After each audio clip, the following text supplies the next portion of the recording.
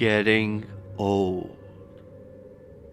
When I was in university, I wanted to make a little extra money during the summer, so I got a job working for a courier company.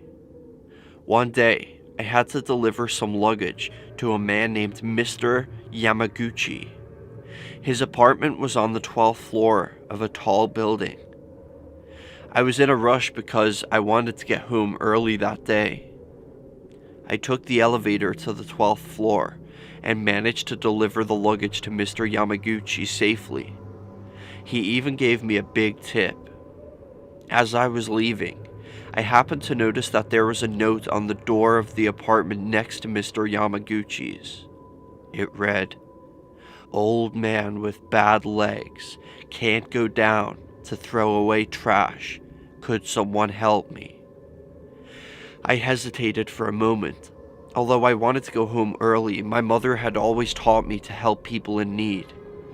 I rang the doorbell and waited. The door was immediately opened by an old man who must have been about 80 years of age. "I saw your note," I said. "Thank you so much, young man," he replied with a smile. "Getting old is a terrible thing, especially when you're alone. Just wait a moment, I'll get it for you." He went back into his apartment and rummaged around. A few minutes later, the old man emerged and handed me a small cardboard box that was sealed with duct tape. It felt unnaturally heavy. "Yes, getting old is very hard," he continued. "Some days you just feel like you would be better off dead." I didn't want to get into an awkward conversation with the old guy, so I just replied, "No problem, I'll throw this away for you." I turned to leave, but the old man followed me out to the elevator. "Thank you so much for doing this," he muttered. "Sorry to bother you. It was very nice to meet you."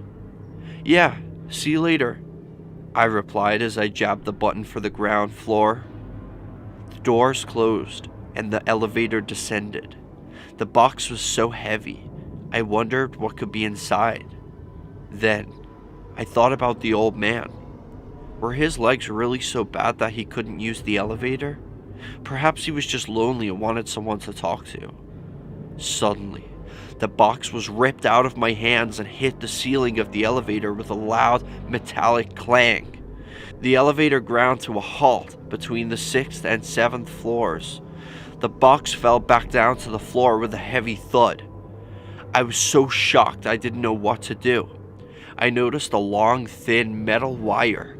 It led out of the box and through the crack in the elevator doors. After opening the box with my penknife, I was surprised to find that all it contained was a heavy concrete block with piano wire wrapped around it.